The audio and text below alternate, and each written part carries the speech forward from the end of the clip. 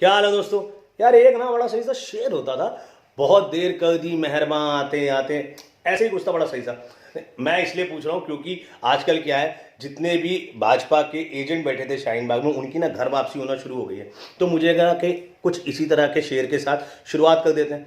Anyways, मैं आज ना आपको एक कहानी सुनाने आया हूं। ये कहानी है सड़क जाम करने से लेकर शहर में दंगा कराने तक की। और इस कहानी की शुरुआत तब हुई जब सीए और एनआरसी कानून को लेकर पूरे देश भर में विरोध प्रदर्शन चल रहे थे।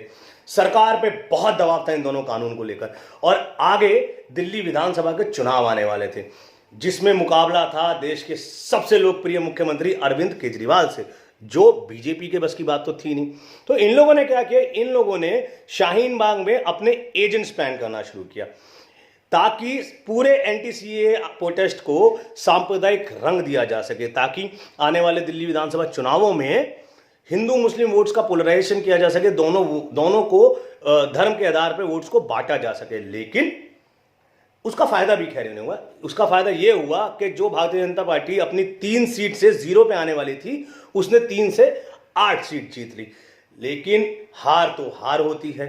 यहां बटन दबाकर उधर करंट देने वाले लोगों का जनता ने इंटरनल ही शॉर्ट सर्किट कर दिया, और शायद इसी से नाराज होकर इन्होंने जनता से बदला लेने की ठानी और इनके नेताओं ने भड़काऊ भाषण देकर दंगे कराए दिल्ली में। और अगर यदि ऐसा है नहीं तो आप खुद सोचिए कि क्यों उन भड़काऊ भाषण देने वालों पर आज तक कोई कार्रवाई नहीं हुई है। हाँ, क्यों सारी पावर होते हुए भी, लॉ एंड ऑर्डर अपने हाथ में होते हुए भी, कैसे देश की राजधानी में इतने दिन तक चक्का जाम रहा।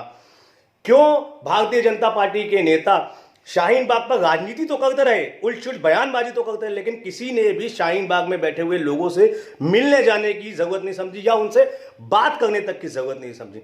ये बहुत बड़ी बात है जो हमें आज सोचनी चाहिए। और सबसे बड़ी बात यह है कि जो शाहीन बाग में बैठे हुए लोगों को गद्दार कहते थे, वो कहते थे गोली मारो इनको, ये सारे गद्दार है। आज क्यों उन्हीं लोगों को भारतीय जनता पार्टी अपनी पार्टी की सदस्य दे रही है, उन्हें शामिल कर रही है।